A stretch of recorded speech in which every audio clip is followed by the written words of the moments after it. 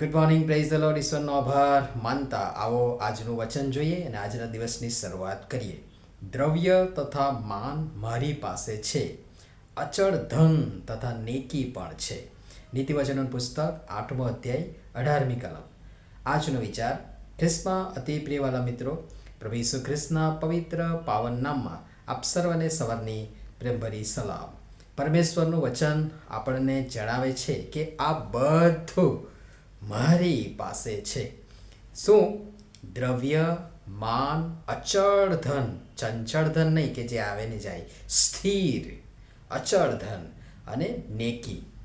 કેટલાક વચનો આપણે આના સંદર્ભમાં જોવા અને શીખવા પ્રયત્ન કરીએ. યોહાન પહેલા અધ્યાયની યોહાનની સુવાર્તા પહેલો અધ્યાય 1-3 બહુ પ્રચલિત છે, આપ સર્વ જાણો છો. આદિએ શબ્દ હતો અને શબ્દ દેવની સંગાથે હતો અને શબ્દ દેવ હતો.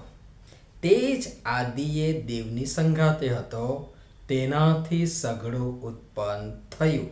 એટલે જે કાંઈ થયું છે તે તેના વિના ઉત્પન્ન થયું નહીં. એ દેવનો શબ્દ જેના વડે યહોવાએ સઘળું ઉત્પન્ન કર્યું. જુઓ, નીતિવચનના પુસ્તકમાં જ 3 અધ્યાયની 19મી કલમ બહુ સરસ આ બાબતે જણાવે છે. યહોવાએ જ્ઞાન વડે પૃથ્વી રચી, તેણે બુદ્ધિથી આકાશોને સ્થાપન કર્યા.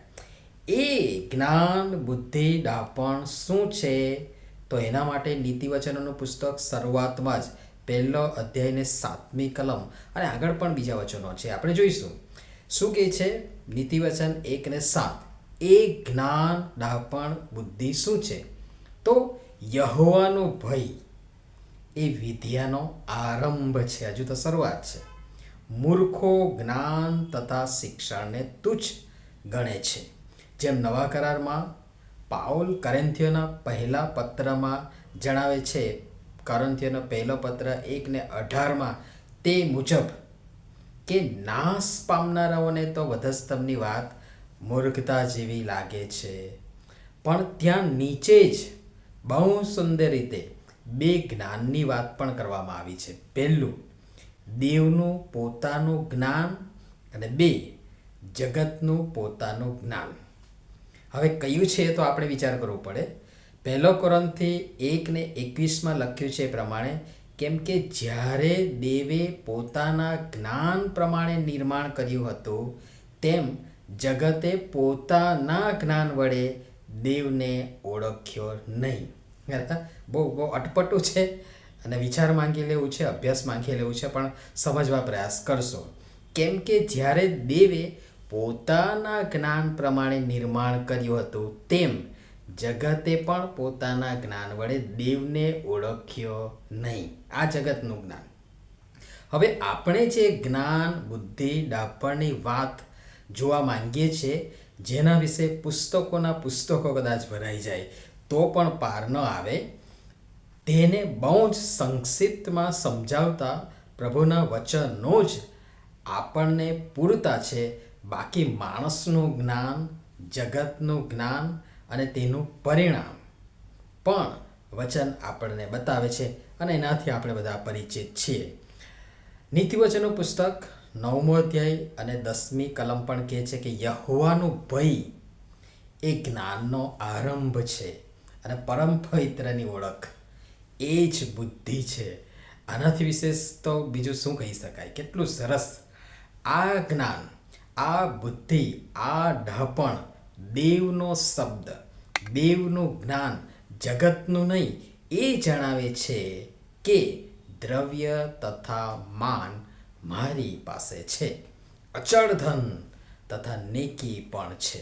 જે નાશવંત દ્રવ્ય, માન, ચંચળ ધન શોધવા અને પામવા માણસ નાહક ફાફા મારે છે, તેને ક્ષુલ્લક ગણી, બહુ જ નિમ્ન ગણી પ્રસન્ન થયેલા દેવ પાસે રાજા સુલેમાને ઈશ્વરના, તેના પોતાના જ લોકોનો ન્યાય કરવા વગેરે કરવા માટે દૈવી જ્ઞાન અને બુદ્ધિ અને ડાપણ માંગ્યા. આપણી જેમ દ્રવ્ય, માન, મિલકત વગેરે નહીં. ને દેવે તેને એટલું બધું આપ્યું, એ સિવાય એટલું બધું જ્ઞાન, બુદ્ધિ, ડહાપણ આપ્યું ને એની સાથે વણ માંગીએ માન અને ધન અને કીર્તિ અને યશ વગેરે પણ એટલું જ આપ્યું કે જે તેના અગાઉ કોઈની પાસે નહોતું અને તેના પછી પણ કોઈની પાસે હશે નહીં. આજના ધન કુબેરોમાં જે ટોપ 10નું લિસ્ટ બહાર પડે છે તેમની પાસે પણ કદાચ નહીં હોય. તે કહે છે કે દ્રવ્ય તથા માન મારી પાસે છે, અચળ ધન તથા નીકી પણ છે. ને આપણે નાહક વ્યર્થ આ જગતમાં ફાફા મારીએ છીએ અને ઉચાળા ભરી પાપના પોટલા બાંધીએ છીએ. મારો વાલો 2 હાથ પ્રસારી 2 હાથ ભરી આ બધું આપવા ક્યારનો સામે ઊભો છે. પણ આ જગતનું જ્ઞાન જેણે તેને ઓળખ્યો નહીં, તેનાથી બંધ થયેલી આંખો આપણને એ જોવા દેતી નથી. પ્રથમ એ ઉઘડે અને એ જોઈએ એવા પ્રયાસ કરીએ એ ઈચ્છનીય ગણાશે. પ્રભુ આ બધી બાબતો સમજવા આપણે સર્વની સહાયતા મદદ કરો. પ્રાર્થના કરીએ. પ્રેમાળ પિતા, તમારા વચનોને માટે, તમારા વચનોની ભેટને માટે અમે તમારો આભાર માનીએ છીએ. અને કહે છે નીતિવચન 1 અને 1, સુજ્ઞાન હાક મારતું નથી અને બુદ્ધિ બૂમ પાડતી નથી. હા, ચોક્કસ હાક પણ મારે છે ને બૂમ પણ પાડે છે.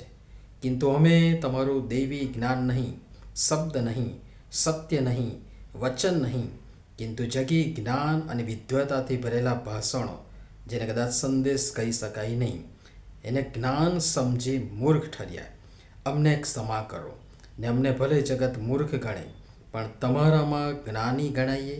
માટે તમારી પાસે જે દ્રવ્ય તથા માન, અચળ ધન તથા નેકી છે એ પ્રાપ્ત કરવા કૃપા કરી અમારી સૌની તમે સહાય તથા મદદ કરો. પ્રભુ ઈસુના નામમાં આમેન. ધન્યવાદ.